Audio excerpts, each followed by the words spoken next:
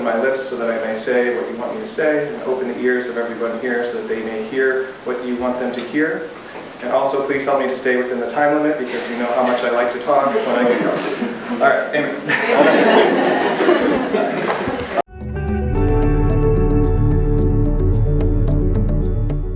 That was, we weren't the best swim team, and that probably might have been why that we weren't too concerned with, like, oh yeah, you just do your thing. But, I accepted them for them, they accepted me for me, and I felt really good about that. So I had my team, and I did things with my team, and I had my roommate, and we hung out all the time, but it kind of stopped there. My faith life was still mostly private. I was starting to get a lot more into my faith at this point. I started exploring things, but it was still private. It was still not something I went out and did a lot. So a few weeks into my sophomore year, my first transfer year here, I was looking around at other stuff, and my parents were encouraging me, you should do some religious stuff, you should do campus ministry stuff. And I'm like, Mom, I don't have time for that, and I'm scared.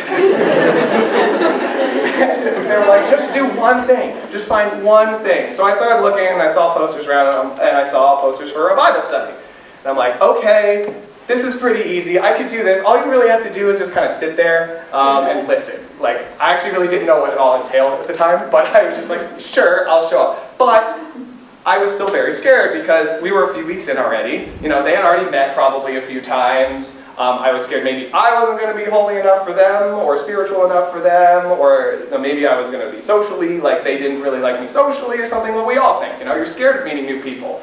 And there was going to be no one there with me. I was going to know nobody, so it was just me, and that's the scariest times, when it's just us. And obviously you don't know where you're going or anything like that. It's are they even going to let me in because they've been here a few weeks, and it's no, just come next semester or something like that. So I walk in and I show up, and this is the first one, I just sat in the corner, I didn't say anything. I just sat there. Everyone was so very welcoming though, and that is where I actually met one of my next best friends, who's sitting over there on the end, Kelsey. All right. From what I recall, when after that first or second meeting, apparently what she said to herself is I'm going to make that guy my friend, whether he likes it or not. So it still took a while though. It still took a long time. It was throughout all my sophomore year. That's pretty much all I did. I went to Bible study. I did swimming. Hung out with my roommate and my teammates, and that's pretty much just what I did. But I got to learn a lot of stuff through Bible study. And one of the things I learned about was the alternative break program here. So the alternative service break program. A little bit of a plug. So I'm like, okay, maybe it's time to take another little step. But at the same time, once again, it was that hesitant. It was the standing on the edge of the pool. I was like, I don't know, this is a big commitment. This is spring break. Do I want to give up my spring break? I gave up half of my winter break already for swimming because I had to train. I want to go. I had a girlfriend at the time who was at home. Do I really want to spend this time away? I have to come to all these meetings. I'm not sure if I can do that. But then I ended up they were very accommodating to things I couldn't make it to every meeting and things like that. So I decided to do the alternative break program, and that is where I met Anne, everyone's favorite head of campus ministry, Anne O'Brien. So I went on the winter break program, and it was literally the best experience of my entire life. We went to Durban, West Virginia. I don't blame you if you haven't heard of it. Probably no one has. It's in the middle of the mountains. It's a very poor community. But I met some of my better friends there. I think I was actually the only guy besides Kenny, who was our leader. Yeah, I was the only guy. But then Anne was our leader, and I won't go into too much about it. But it was an amazing experience. Just being with people and being in this area. We got snowed in one day. I remember we were just spending time sitting in our little hut thing. It was an old train station or something that they converted into our house. We needed a space here to keep us warm the entire time. It was rough. But it was a great bonding experience. We spent time shoveling driveways. We were just sitting in the small living room. All the girls were trying to teach me how to make friendship bracelets. It was going okay. But it was just an amazing experience. And so when I got back from that, I really felt like I wanted to keep going with this, keep that ball rolling, get involved with things. And so then I found out about this thing called Big House. Now don't get confused, this name so it's not prison. So what it was I heard that there's not really many of these anymore, but there were things called living communities here in the day for Marywood. They were all in Madonna Hall, and so you would just have a whole hallway to yourself, and pretty much everyone would live together, and they had some sort of commonality between them. I think there was like a wellness, fitness section. I don't really remember any of the other ones, but there was this big house, so this was all about spirituality. You didn't have to be Catholic, you could be Catholic, Christian, you actually could be any type of spirituality, but you just had to be, committed to whatever faith you had. And so I'm like, wow, this really sounds amazing, like I want to be part of this, get more friends, and everyone was encouraging me to do it. So I'm like, okay, I'll do it. However, by the time I found out about it, me and my roommate had already decided where we were going to live, which was not in this place. So there was a little bit of a problem, and it was like, oh no. And so like, oh, well, I guess you could, we already have an overflow anyway, so we have too many people for the hallway, so I guess you could live outside of the hallway and still be part of the community. I'm like, great, this is perfect. So that was good. At the time I was like, yeah, that's a great idea, let's do it. I'll participate in everything, and I'll just have to live outside the community, which was fine. We actually, ironically, ended up being suite mates with someone else who was doing the same thing. So then, year goes by, so now I'm involved in this thing. So now it's junior year, show up on campus, and then here comes the fear again. Like, oh no, I signed up for this thing, but I'm living outside of it. Do they remember me? Like, do they still want me to be part of it? Like, I don't know what I'm supposed to do, who I'm supposed to talk to. So I spent like a good week or 2 weeks just kind of in my own room, out away from all of that, being like, I don't know what to do, I don't know what to do, I don't know, like I want to go over there, but I don't really, like, I can't do it. And I wanted to, like, I didn't know what to do, and then literally, of course, my mother is the one who was like, you're going to, like, stand up, and you're going to go over there, and you're going to find someone, you're going to talk to them, and you're going to just figure it out. And then, so after a while of coaxing, I was like, fine, I'll do it. And so I had to wait, so, because I couldn't just walk down the hallway in the middle of the day, and there was nobody there, so like, well, this isn't working. So, but in Big House, a lot of people would hang out in the hallway, so like, that would be a communal space for everybody to hang out. So I waited for a time where I saw like a decent amount of people in the hallway, and at least one of the people I knew from Bible study. Her name was Amanda, she's not here. But, and then I like walked in and I'd be like, hey guys, how's it going? You remember me?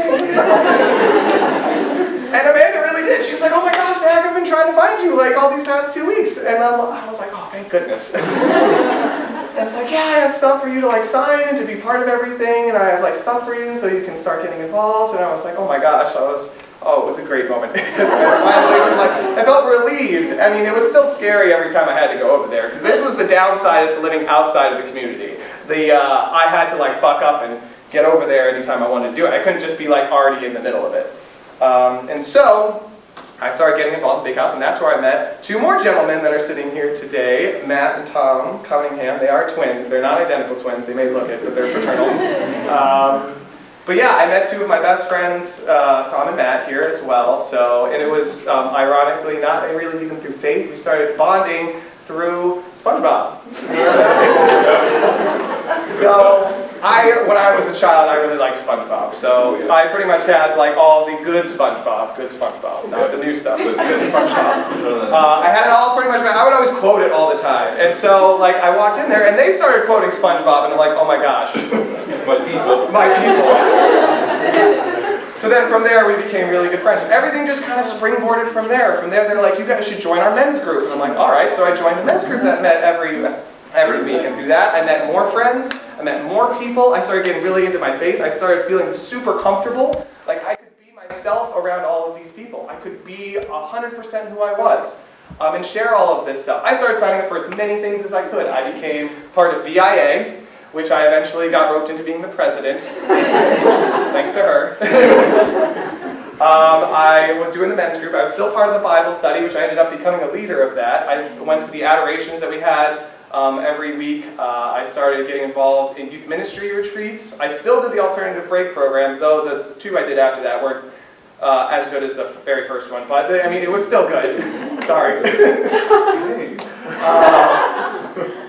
But that's like literally as every opportunity I had to get involved with campus ministry, I took it. Like I was doing stuff with the Good Samaritans too. I did Big Friends, Little Friends a time or 2. Like I literally took every single opportunity that I could to be part of this. Number 1, because it helped strengthen my faith. But 2, because it was an opportunity to hang out with my friends. I never saw it as an obligation. Like ever. Like, I was like, this is an opportunity for us all to hang out together and do something we all love to do together without everything else in the way. You know, it was a time when we all had free time by not having free time, if that makes sense. So like that was never, it never felt like an obligation. It always felt like an opportunity to see everybody, and I just absolutely loved it. And I discovered so much that my faith like blossomed in ways I didn't even understand, because up to that point, remember, I was like, faith, private thing, I got this covered, so I'll just be everyone else, whatever. Like, you can be there or not, but it's like, it's all a me thing. But now it started being a we thing. It started being in everybody together, and my faith grew so much, and the idea that I had that support, I had those friends, it just like strengthened me in ways that I didn't even understand even until probably now. That I thought I was faithful before, but I wasn't even close to what I became. And I just loved it so, so much. And then, you know, I continued all the way through senior year, once again, becoming in charge of some of these things that we were part of. Also went on the search retreat for anybody. Search was an absolutely life-changing experience for me as well. We were big into retreats in Big House before that. You know, retreats were a big thing. We did a lot of them. But they were amazing. And not even just, we didn't only do retreats, we did so much stuff outside of retreats too. We went and played laser tag, I don't even know how many times. Oh, and let me remind you that this was like 30-something people. Like, that many people. Like, we had a lot of people. So even if only 2/3 or half of everyone could show up, it was still a big number. We went to sporting events together. One time, me and Tom and Matt and a few other guys, we painted our chests for one of the female soccer players that were in our group, T-O-R-I, and exclamation point. I ended up getting sunburned. I had an exclamation point in my chest for 3 months. And I was a swimmer, so people saw it. But I don't regret it. But yeah, so many things. We would go to Roba's, that local farm, for like the corn maze. We, you know, obviously we volunteered a lot.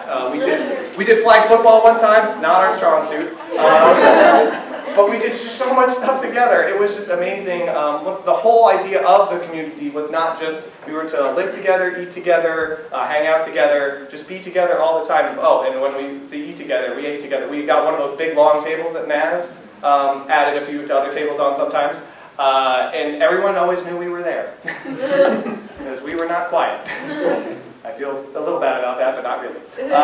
So it was just an amazing experience, just being with all these wonderful people. And once again, going back, the search retreat was a life-changing experience for anybody who wants to do that. I wish I could go further into that, but I can't, because that's part of what makes the search retreat the search retreat. You just have to find out for yourself. But it was an amazing, amazing experience. And so it was like just the idea that I had some of the best time of my life those last 2 years at Marywood, because I sucked it up. I jumped into the pool, and I, did what I needed to do. Marywood changed my life, but it didn't do it by me sitting in a dorm room. Like, I had to go out and find it. If I wouldn't have done anything, then I wouldn't have been any different. I would have never met some of these wonderful people here. I would have still known you. But oh, also, this girl right here, she was also part of Big House. Jess, she was one of our last classes of people before like the community started dissolving. But yeah, if you ever have to, she loves to talk about it though, so if you ever want to know anything, just ask her. But yeah, so it was so amazing, but I would have never known if I wouldn't have taken that step. If I wouldn't have taken that first step to, even just to come to Marywood first, to go to that Bible study, to go on that program, to go meet those people, to sign up for Big House, to sign up for all those other things. I would have never had this amazing experience if I didn't have the courage to do that. And I would have never realized that how much I could have grown as a person of faith, with other people around me. So many other people around me if I wouldn't have done that. And obviously, those friendships still exist now. I wouldn't have met these people, they wouldn't be here today if I wouldn't have taken those steps. And I encourage everyone to get involved as much as you can. It doesn't have to be in campus ministry either. If something else is your thing, do it. Like art, sports, what else is there? Other things. academic clubs, like whatever you volunteering, like even if it's not necessarily like paid like volunteering, just like whatever you can do, I encourage you to do it. Because college is a once-in-a-lifetime experience with all these opportunities for us to volunteer and get involved and to meet people. You are, speaking as a person now outside of college, this is a once-in-a-lifetime opportunity. So take advantage of it as much as you can before you get old like us and you have jobs and like you don't have as much time. Like spend time with the people around you, meet the people around you, do stuff. Don't waste it away in the dorm room watching Netflix. All right, you can do that later when you're old like us. All right? But that's my message for today. Go out, do things, go out, meet people, and if you're scared, that probably means whatever you're going to do is going to be worth it. All right? If it was easy, if you weren't scared, it's probably not. All right? So courage and communion. That's what I got for you guys today. If, do you guys have any questions for me about anything? Wow, got really quiet. Yes. All-time favorite quote from SpongeBob? Oh man, I don't want to be cliche because I feel like everyone says, you know, that is mayonnaise an instrument? I feel like that's definitely in the top 3, but I feel bad because like everyone says that. Own it. Own it? Thanks, man. Any other questions? They can literally be about anything. It also really, really like makes me feel good that you guys are doing things like this. This did not exist during this time that we were here, and that's okay because like the things we had don't exist now. You guys are just changing it into something else, and that's what we want to do. Like what worked for us isn't going to work for all of you. So it's good to see that you guys are having these groups like Delight and like having this Agape Latte and that new thing that's happening. Like that's kind of like Adoration. That thing that happens on Wednesday nights. Candlelight. Candlelight. Yeah, that's a great name. But these type of things, like everything comes back around. Whatever works for you guys, I just encourage you to get involved. But yeah. Since if you guys have any other questions for me, you know, maybe if you don't want to ask it in front of like an entire group, like I'll be around, so feel free to ask me any questions. But thank you guys all for listening. Thank you guys for all being here, and thank you for already taking that step and coming to this. So.